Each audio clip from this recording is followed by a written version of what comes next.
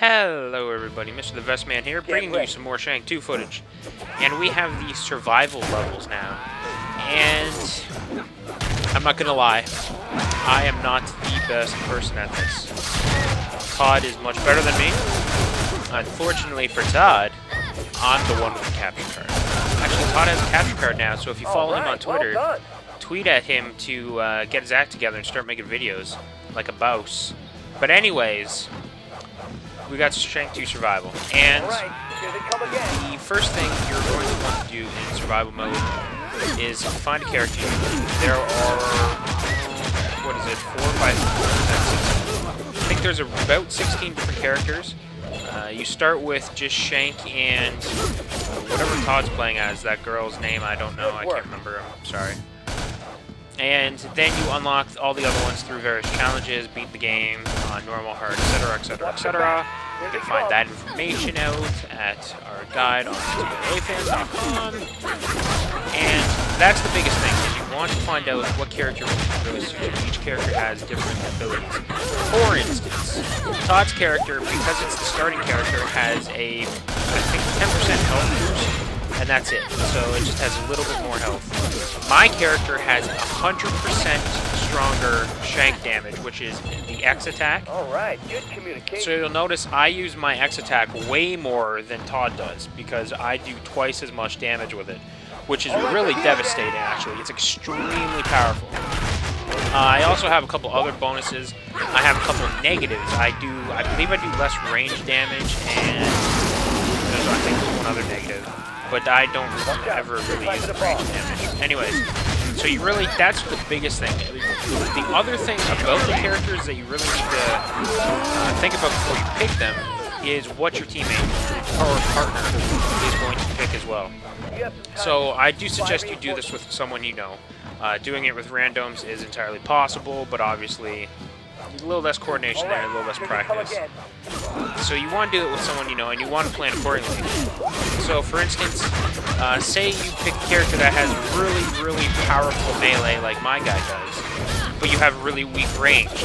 You might want to have someone, your other partner, or you have your partner, play as someone with really powerful range and maybe a little weaker melee. Or maybe you have one character that has 35% more health, then maybe the other character can play as a weaker person that does more damage. Stuff like that. You just want to take that in consideration. This is a boss level. Watch how you deal with the boss. You want to lure the boss onto the trap and then activate the trap. Instant kill. You can get an instant kill on the first level. On the next 2 levels, you'll see what happens.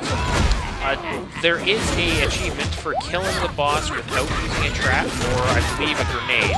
You can't, so no special thing. You can only use the X or the Y, and it's not that difficult, because what I really suggest, or you can use B, what I suggest and what Todd suggests is just shoot it. Between the two of you, you can just kind of dance in circles around the bad guy, shoot him.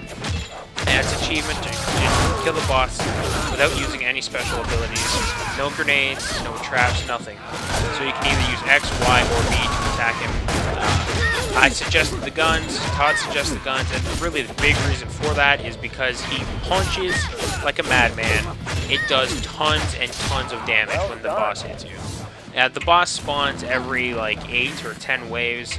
I think it changes per level. And there will also be, here it is, the zombie waves will happen twice. There will be one in the early teens and one in the early to mid-20s. And the zombies hit really hard, they're really fast, I mean, they're really difficult to kill, you have to be careful. The early wave zombies are just going to be these weaker ones, you can see they kind of just look like people. The second wave of zombies will have the bigger dudes, and they really hit like bricks. Like, they brick walls exploding in your face. They hit really hard. There's really no, like, perfect way to deal with these guys, but they are all melee, so if you have a ranged option, like a really powerful ranged option, that can really help. You also really want to pay attention, because a couple hits from these guys will take you from full to almost no health. So if you're playing with one of the characters that has lower health, you could literally be dropped in like 3 hits, I bet you. So really just caution.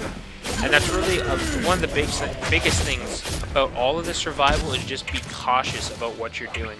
You have to, don't worry about your partner. One of the things that you can get lost in the confusion of this game if you worry too much about your partner. Just focus on your character, and if your partner needs help, just make sure they call it out. Teamwork is the biggest thing here. I can't stress that enough. The teamwork has to be spot on, because you don't have, for one, it's too hectic to be watching everything, and two, you just want to be focused on you. You want to be focused on what your current objective is. So, you know, if there's a bomb that needs disarming, that's what you need to do. Don't worry about your partner so much, because if your partner's in a jam, it's up to them to call that out. They prefer to receive help. Blarg. I'm not speaking Wells.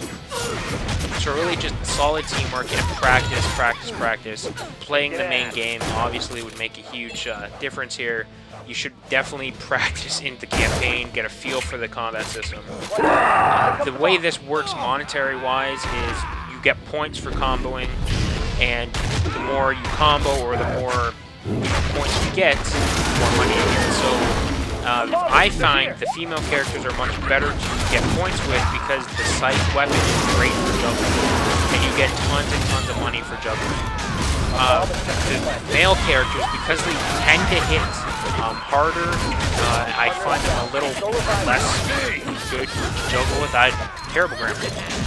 For instance, the scythe, like I said, the heavy weapon is really good for juggling. The sledgehammer is terrible for juggling because it's so slow and it usually kills the enemies in like 2 hits. The chainsaw also is better for juggling. The machete, I believe, is the best for juggling because it does the least amount of damage and is kind of the quickest one. So you've got to kind of take that into account, because if you want to make money, the more money that you make, the more special things you can upgrade. For instance, there's health, there are decoys, there are gun turrets, machine guns, flamethrowers you can buy, and then if you get past wave 20, you can buy a one-hit kill. It's a ton of money, but you can't buy it. So these are all things you need to take into account. I'll go over them in more and more detail on each progressive video. I just want to show this off. You can see we only got to wave 18, and like I said, I'm not good at this. I might be better than the average bear, but I can't keep up with Todd. Todd is really amazing at this, and it's just, I wish I was better, but I'm not. But anyways, I hope you enjoyed this, and I thank you for watching. We will see you next time on Shank 2 Survival.